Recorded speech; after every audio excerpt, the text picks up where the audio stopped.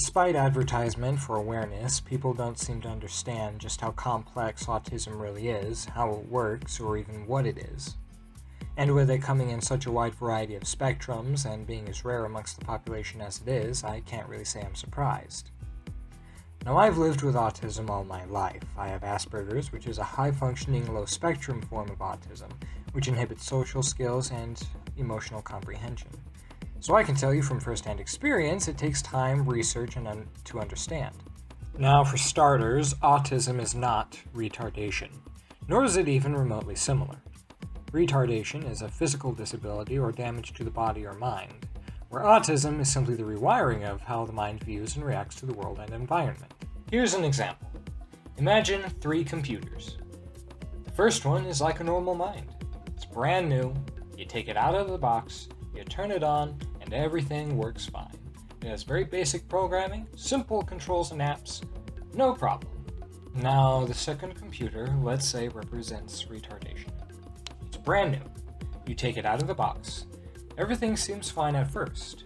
You turn it on, and you notice something is a little wrong. Many of the programs won't work or load far too slowly, and you can't adjust the settings. All this could be explained by a number of things. Maybe the delivery man dropped it. Maybe it wasn't inspected before leaving the factory. Steps in the design were left out or done wrong. Programming errors. Who knows? All that is certain is that despite it being operational, it needs some special care. Now, the third computer will represent autism. It's brand new. You take it out of the box, you turn it on, and suddenly you realize this isn't a normal computer. Everything works fine, but there are hundreds of systems and programs that you don't even know how to use or even understand. All the controls and settings are very sensitive and fine-tuned. You can use multiple programs at once and even tie them to others, but too many at once can cause the system to overheat and shut down. Not only that, but all the systems that are on computer 1 work opposite as on computer 3. Computer 3 has more potential than computers 1 or 2. But without proper knowledge of how to use it, problems will occur, and you can even cause permanent damage if you're not careful. Now, I'm not sure if that makes sense, but maybe another point will suffice. It's important to know that people with autism are very sensitive to their surroundings, especially at a young age. People with autism do not view the world as normal minds do. Colors, sounds, emotions, reactions, different personalities, shapes, everything in nature is many times more detailed to those with autism. This explains why so many tend to have obsessive or repetitive behavior in regards to certain actions or things. We are very perceptive. Learning is easy and even necessary for people with autism because our minds need constant stimulation. The reason for this is because most people within a spectrum have very high IQs. The higher a person's IQ, the more they see, the more they are able to understand and make logic of things. The average IQ rests between 60 and 100, typically about 70 or 90. But people with any form of autism can have IQs well above 120. Almost all of the most successful people in history have had a form of autism, like Asperger's, and involve fields such as science, history, and the arts. Johann Hans Friedrich Asperger, whom the syndrome is named after, is actually quoted for saying, "It seems that for success in science and art, a dash of autism is essential." However, it's important to note that people with autism are very sensitive to judgment and disagreement when they're very passionate about something.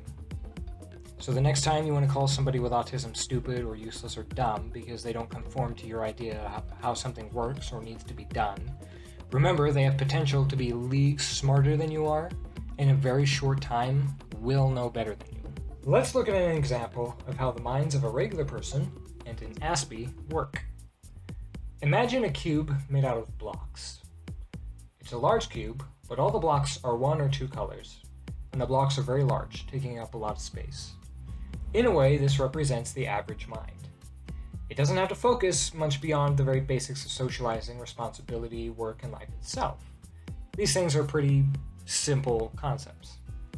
Maybe it contemplates on bigger things like time, space, religion, biology, but it never really expands beyond the very basic concepts of these topics. It naturally just doesn't care enough, nor will it strive to really comprehend. Now imagine the second cube of blocks. It's the same size and dimensions as the first, but it's made of dozens of tiny, multicolored blocks. This is the mind of autism. Every little block focuses on many aspects and many things at once. They're obsessive on these topics and will absorb everything there is to know about it. Because of this, there will be a deeper comprehension of these things, a deeper understanding.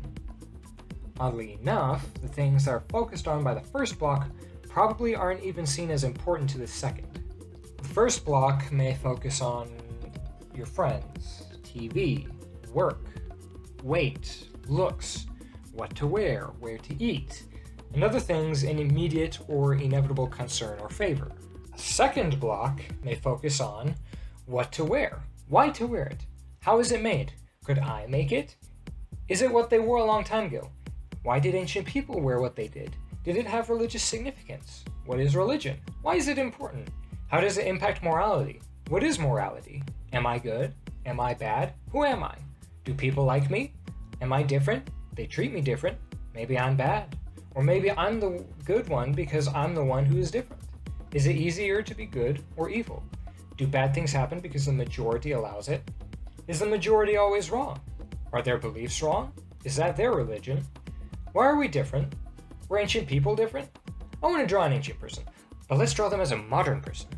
And this will go on and on and on and on. Now that one was kind of out there. I'm not sure all this helps you understand autism better. I'm not entirely sure that people understand that autism doesn't go away. There are no medications because you can't prescribe a drug to how the mind works. You can't teach it to think like you because it's not designed like your mind is.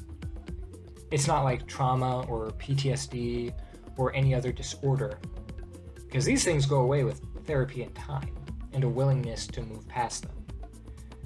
But autism is not a disorder. It's not a disease. It's a design. And in a way, it's a way of life. We are all different. And since I was a small lad, all I've ever wanted was to see people get along for once. But the only way this can happen is if we are willing to study each other, learn, and use that knowledge to get along. And if you have a form of autism yourself, don't feel ashamed and don't listen to other people's ideas. You have more than enough of your own. The world needs people like us, just like it needs everybody else. You are amazing, you have potential, and you are special, but it's up to you and you alone to show the world